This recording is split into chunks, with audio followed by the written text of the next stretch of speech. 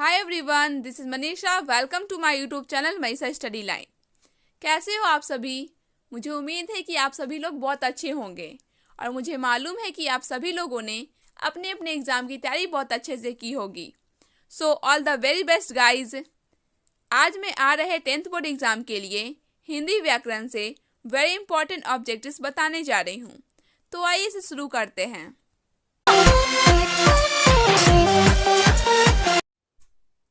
Question number first है, देवनागरी लिपि क्या है?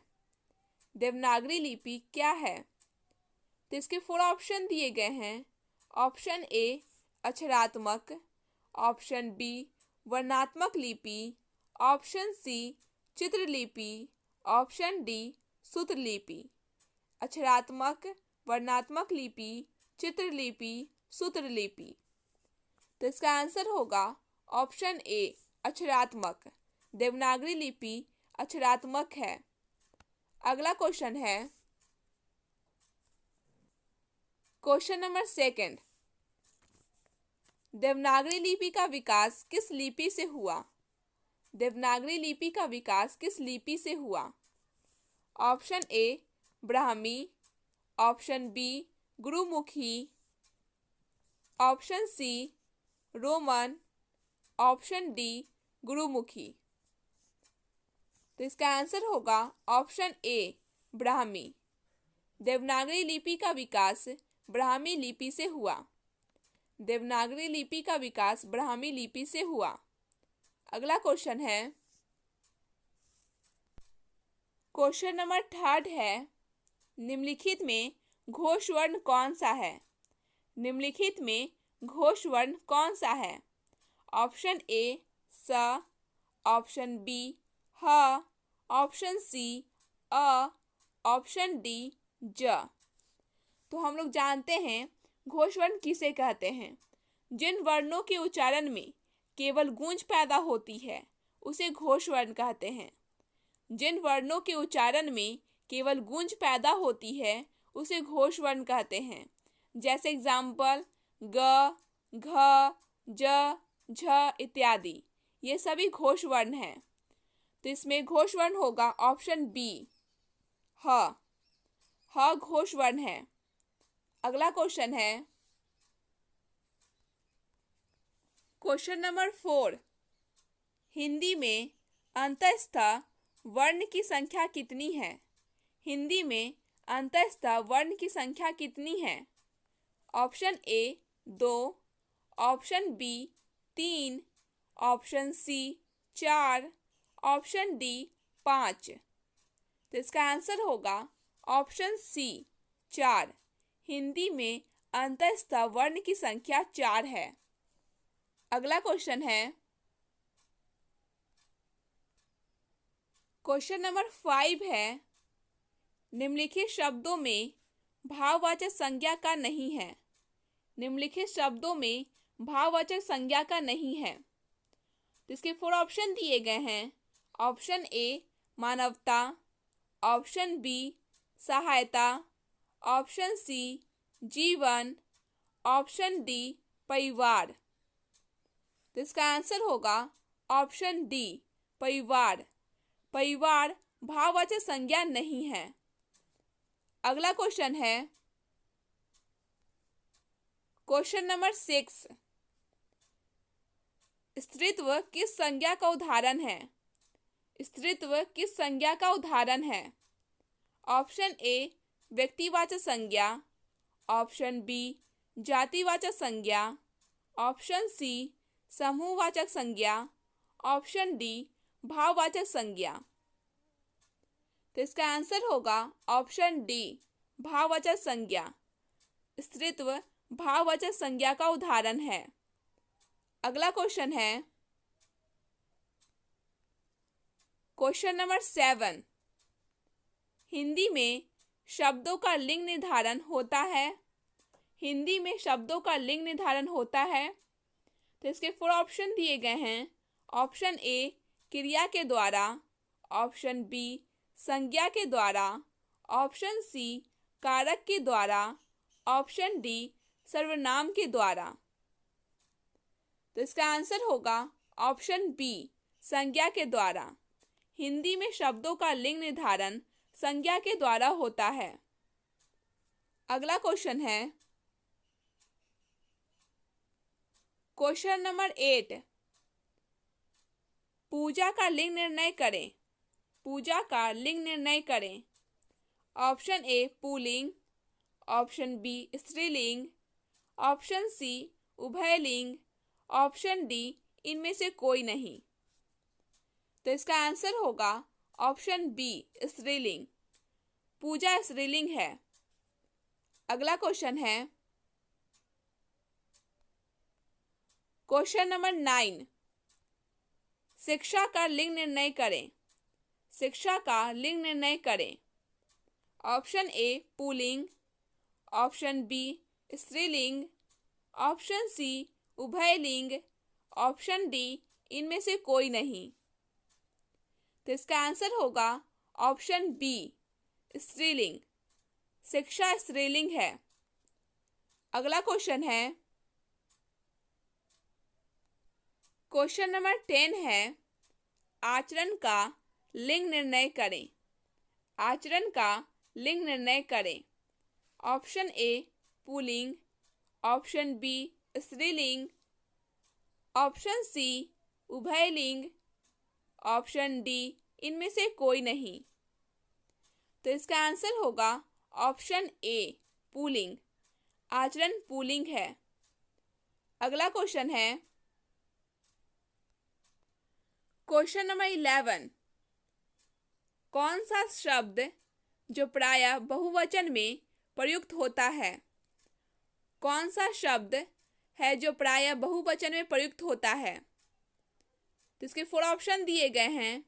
ऑप्शन ए देव, ऑप्शन बी छात्र, ऑप्शन सी नक्षत्र, ऑप्शन डी प्राण। तो इसका आंसर होगा ऑप्शन डी प्राण। प्राण वो शब्द है जो प्रायः बहुवचन में प्रयुक्त होता है। अगला क्वेश्चन है क्वेश्चन नंबर 12। कौन सा शब्द एक वचन है। कौन सा शब्द एक वचन है।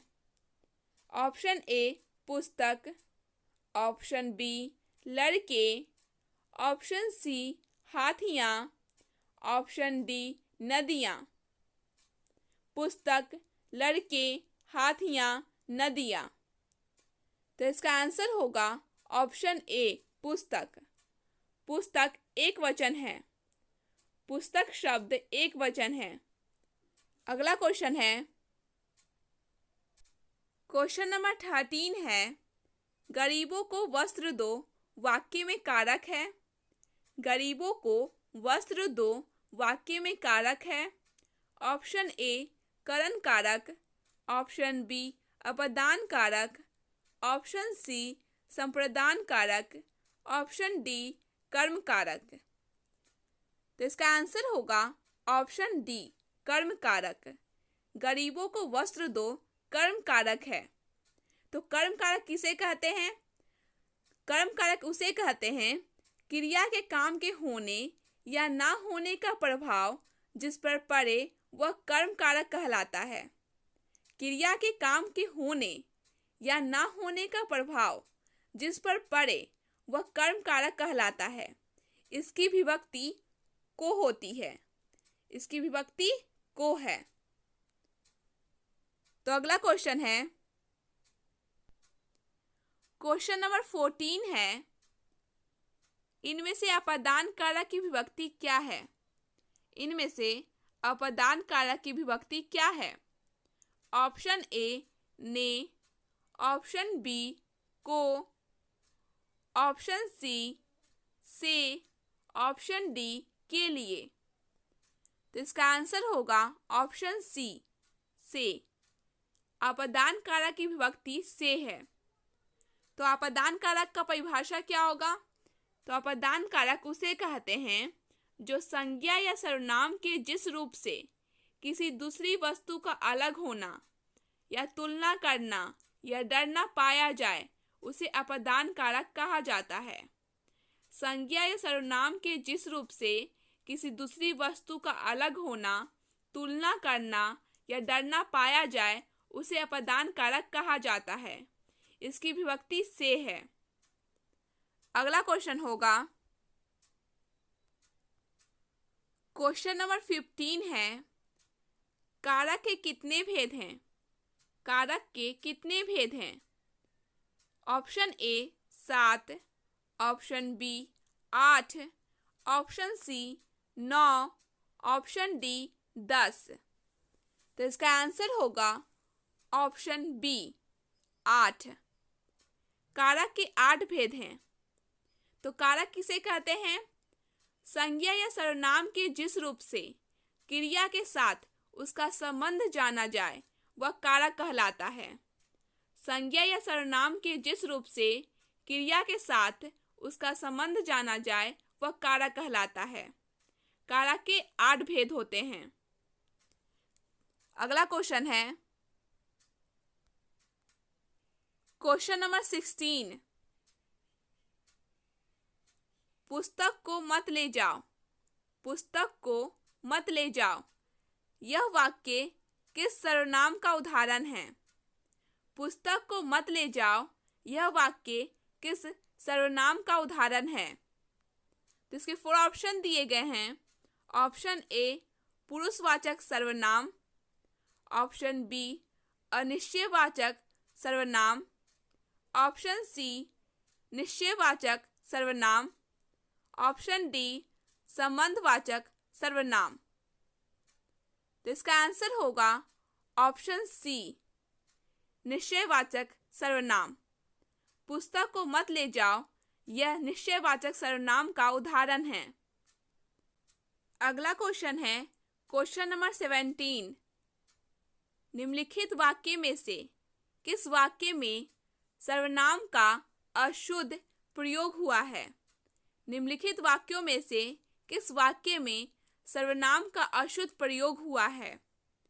ऑप्शन ए वह स्वयं यहाँ नहीं आना चाहती। वह स्वयं यहाँ नहीं आना चाहती।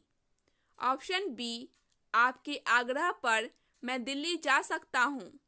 आपके आग्रह पर मैं दिल्ली जा सकता हूँ। ऑप्शन सी मैं तेरे को एक घड़ी दूंगा। मैं तेरे को एक घड़ी दूंगा। ऑप्शन डी मुझे इस बैठक की सूचना नहीं थी। मुझे इस बैठक की सूचना नहीं थी। तो इसका आंसर होगा ऑप्शन सी मैं तेरे को एक घड़ी दूंगा। मैं तेरे को एक घड़ी दूंगा। यह वाक्य सर्वनाम का अशुद्ध प्रयोग हुआ है। इस वाक्य में सर्वनाम का अशुद्ध प्रयोग हुआ है। अगला क्वेश्चन है, क्वेश्चन नंबर 18 है, आदर का विशेषण है। आदर का विशेषण है। ऑप्शन ए आदरणीय, ऑप्शन बी आदरपूर्वक, ऑप्शन सी आदर, ऑप्शन डी आदार। तो इसका आंसर होगा ऑप्शन ए आदरणीय।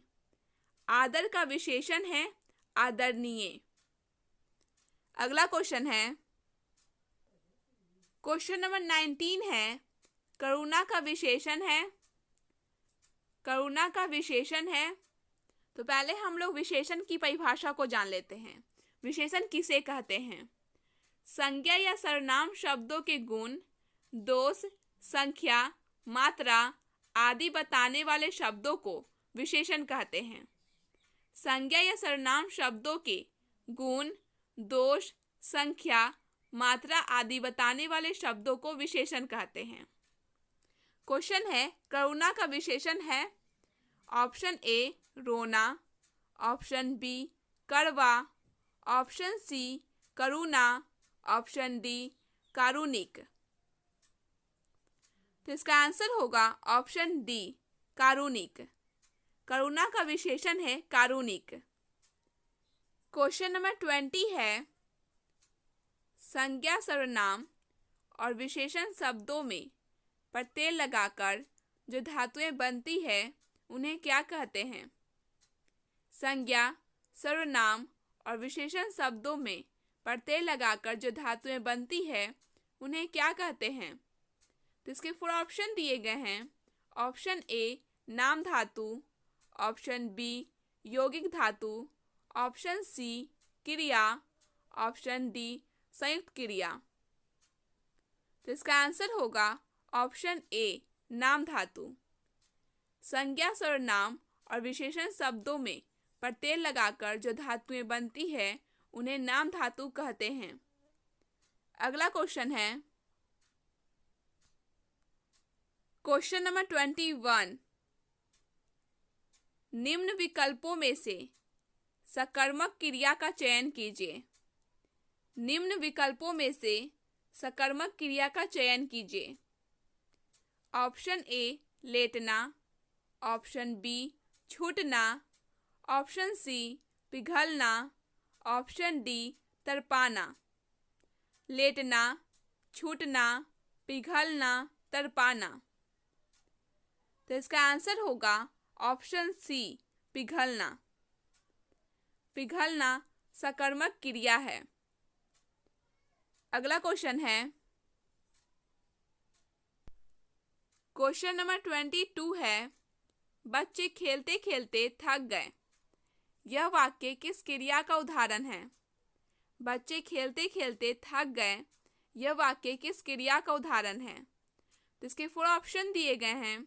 ऑप्शन ए प्रेरणार्थक, ऑप्शन बी समापिका क्रिया, ऑप्शन सी असमापिका क्रिया, ऑप्शन डी संयुक्त क्रिया। तो इसका आंसर होगा ऑप्शन सी असमापिका क्रिया। बच्चे खेलते खेलते थक गए, यह वाक्य असमापिका क्रिया है। अगला क्वेश्चन है क्वेश्चन नंबर 23 है सम उपसर्ग से निर्मित शब्द नहीं है। सम उपसर्ग से निर्मित शब्द नहीं है। ऑप्शन ए सुमति, ऑप्शन बी संहार, ऑप्शन सी संबोधन, ऑप्शन डी संविधान। तो इसका आंसर होगा ऑप्शन ए सुमति। यह सम उपसर्ग से निर्मित शब्द नहीं है। अगला क्वेश्चन है क्वेश्चन नंबर 24। अपकर्म शब्द में निहित उपसर्ग है। अपकर्म शब्द में निहित उपसर्ग है। ऑप्शन ए अप, ऑप्शन बी अपल, ऑप्शन सी अपक, ऑप्शन डी अ। तो इसका आंसर होगा ऑप्शन ए अप। अपकर्म शब्द में निहित उपसर्ग अप है। अगला क्वेश्चन है क्वेश्चन नंबर 25 है अनुसरण में कौन सा उपसर्ग है? अनुसरण में कौन सा उपसर्ग है? ऑप्शन ए अ, ऑप्शन बी अन, ऑप्शन सी अनु, ऑप्शन डी अन्य। तो इसका आंसर होगा ऑप्शन सी अनु। अनुसरण में अनु उपसर्ग है। अनुसरण में अनु उपसर्ग है। अगला क्वेश्चन है क्वेश्चन नंबर 26 है चिल्लाहट शब्द में कौन सा प्रत्यय है? चिल्लाहट शब्द में कौन सा प्रत्यय है? तो पहले हम लोग प्रत्यय के बारे में जान लेते हैं। प्रत्यय किसे कहते हैं? जो शब्दांश शब्दों के बाद लगाए जाते हैं उन्हें प्रत्यय कहते हैं। जो शब्दांश शब्दों के बाद लगाए जाते हैं उन्हें प्रत्यय कहते हैं। जैसे बड़ा, बड़ा शब्द में आई प्रत्यय है। बड़ा शब्द में आई प्रत्यय लगाने से बड़ाई शब्द बन जाता है तथा मनुष्य शब्द में ता प्रत्यय लगाने से मनुष्यता शब्द बन जाता है। उसी प्रकार यहाँ क्वेश्चन है चिल्लाहट शब्द में कौन सा प्रत्यय है? तो इसके 4 ऑप्शन दिए गए हैं। Option A out, option B आहट, ऑप्शन सी हट, ऑप्शन डी ट। तो इसका आंसर होगा ऑप्शन बी आहट। चिल्लाहट शब्द में आहट प्रत्यय है। अगला क्वेश्चन है क्वेश्चन नंबर 27। वागीश का संधि विच्छेद है? वागीश का संधि विच्छेद है। ऑप्शन ए वाग जोड़ ईश, ऑप्शन बी वाग जोड़ ईश, ऑप्शन सी वाक जोड़ ईश, ऑप्शन डी वाक जोड़ ईश।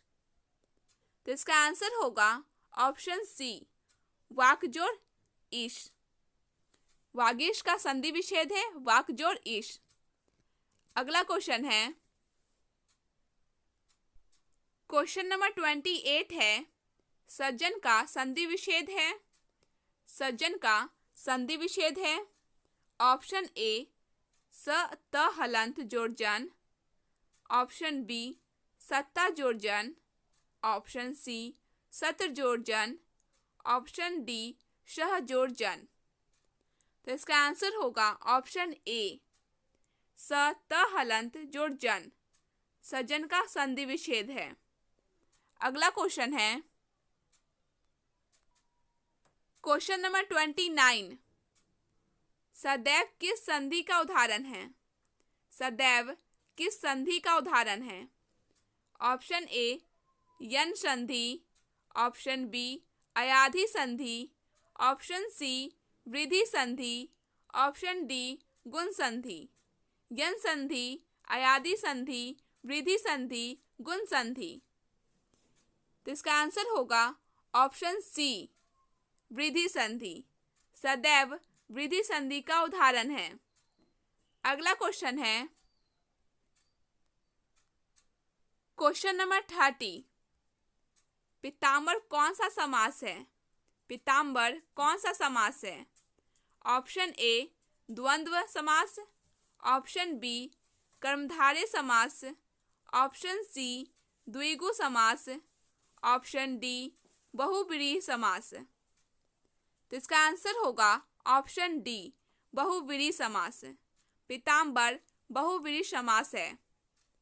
अगला क्वेश्चन है, क्वेश्चन नंबर 31 है, पंचवटी किस समास का उदाहरण है? पंचवटी किस समास का उदाहरण है? तो इसके 4 ऑप्शन दिए गए हैं। ऑप्शन ए द्वंद्व समास, ऑप्शन बी द्विगु समास, ऑप्शन सी बहुव्रीहि समास, ऑप्शन डी कर्मधारय समास। तो इसका आंसर होगा ऑप्शन बी द्विगु समास। पंचवटी द्विगु समास का उदाहरण है। अगला क्वेश्चन है, क्वेश्चन नंबर 32, अरण्य का पर्यायवाची है। अरण्य का पर्यायवाची है। ऑप्शन ए विपिन, ऑप्शन बी वपु, ऑप्शन सी रश्मि, ऑप्शन डी विटप। तो इसका आंसर होगा ऑप्शन ए विपिन। अरण्य का पर्यायवाची है विपिन। अगला क्वेश्चन है, क्वेश्चन नंबर 33, अग्नि का पर्यायवाची है। अग्नि का पर्यायवाची है। ऑप्शन ए व्योम, ऑप्शन बी आदि, ऑप्शन सी परिधान, ऑप्शन डी पावक। तो इसका आंसर होगा ऑप्शन डी पावक। अग्नि का पर्यायवाची है पावक। अगला क्वेश्चन है, क्वेश्चन नंबर 34, पानी का पर्यायवाची है। पानी का पर्यायवाची है। तो इसके 4 ऑप्शन दिए गए हैं। ऑप्शन ए तालाब, ऑप्शन बी सर, ऑप्शन सी नीर, ऑप्शन डी नदी। तो इसका आंसर होगा ऑप्शन सी नीर। पानी का पर्यायवाची है नीर। अगला क्वेश्चन है, क्वेश्चन नंबर 35 है, विस्तार का विलोम है। विस्तार का विलोम है। तो इसके 4 ऑप्शन दिए गए हैं। ऑप्शन ए निक्षेप, ऑप्शन बी संक्षेप, ऑप्शन सी विक्षेप, ऑप्शन डी प्रक्षेप। तो इसका आंसर होगा ऑप्शन बी संक्षेप। विस्तार का विलोम है संक्षेप। अगला क्वेश्चन है, क्वेश्चन नंबर 36, मस्तिष्क संबंधित बेचैनी। मस्तिष्क संबंधित बेचैनी। ऑप्शन ए पीड़ा, ऑप्शन बी रोग, ऑप्शन सी व्याधि, ऑप्शन डी आदि। तो इसका आंसर होगा ऑप्शन ए पीड़ा। मस्तिष्क संबंधित बेचैनी पीड़ा है। अगला क्वेश्चन है क्वेश्चन नंबर 37, प्रिय बोलने वाली स्त्री। प्रिय बोलने वाली स्त्री।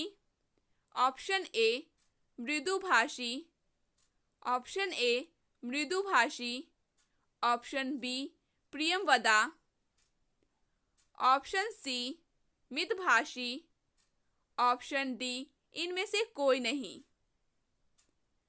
तो इसका आंसर होगा ऑप्शन बी प्रियंवदा। प्रिय बोलने वाली स्त्री प्रियंवदा। अगला क्वेश्चन है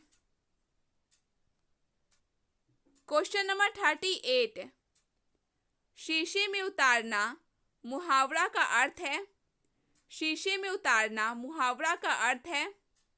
तो इसके 4 ऑप्शन दिए गए हैं। ऑप्शन ए वश में करना, ऑप्शन बी षड्यंत्र रचना, ऑप्शन सी पराधीन होना, ऑप्शन डी विभीषण बनना। तो इसका आंसर होगा ऑप्शन ए वश में करना। शीशे में उतारना मुहावरा का अर्थ है वश में करना। अगला क्वेश्चन है क्वेश्चन नंबर 39, श्री गणेश करना मुहावरा का अर्थ है। श्री गणेश करना मुहावरा का अर्थ है। ऑप्शन ए आरंभ करना, ऑप्शन बी मिट्टी में मिलाना, ऑप्शन सी समारोह का खुशी खुशी अंत करना, ऑप्शन डी इनमें से कोई नहीं। तो इसका आंसर होगा ऑप्शन ए आरंभ करना यानी शुरू करना। श्री गणेश करना का मुहावरे का अर्थ है आरंभ करना। अगला क्वेश्चन है क्वेश्चन नंबर 40, कमर कसना मुहावरा का अर्थ है। कमर कसना मुहावरा का अर्थ है। ऑप्शन ए सतर्क रहना, ऑप्शन बी दंडित करना, ऑप्शन सी दृढ़ निश्चय कर लेना, ऑप्शन डी मेहनत करना। सतर्क रहना, दंडित करना, दृढ़ निश्चय कर लेना, मेहनत करना। तो इसका आंसर होगा ऑप्शन सी दृढ़ निश्चय कर लेना। कमर कसना मुहावरा का अर्थ है दृढ़ निश्चय कर लेना।